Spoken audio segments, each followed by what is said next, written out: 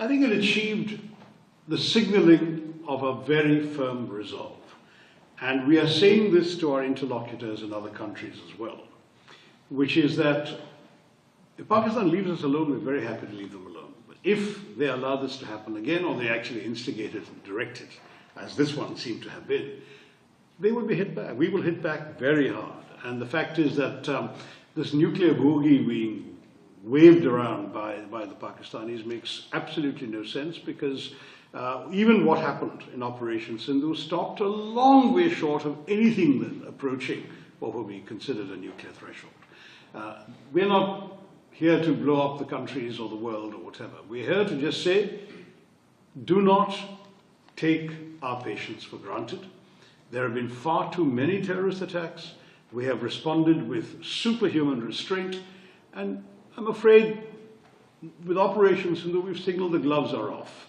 Even then we did so very responsibly. I draw your attention to the fact that our strikes on the 7th of May, the night of the 6th, 7th of May, only targeted known terrorist bases and headquarters of organizations listed on the State Department's terror designate list, as well as on the UN Committee's list of terrorist organizations, proscribed terrorist organizations.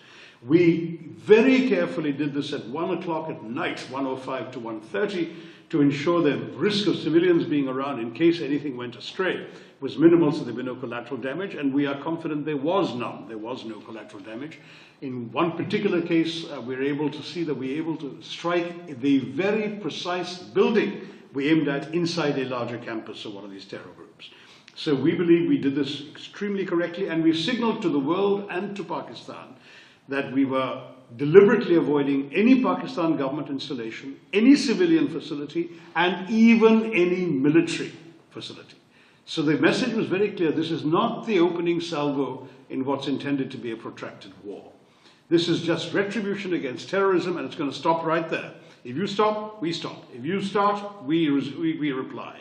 And that's exactly what transpired over the next 88 hours. Their actions invited retribution again. The moment their Director General of Military Operations called ours on the 10th of May and said, let's call it off, we said fine. We had never intended to prolong it. So that is the short answer.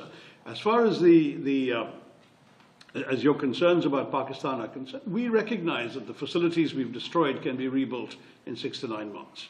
And we recognize that if Pakistan has no will to dismantle the terror infrastructure, that it'll be there and primed and ready to use again.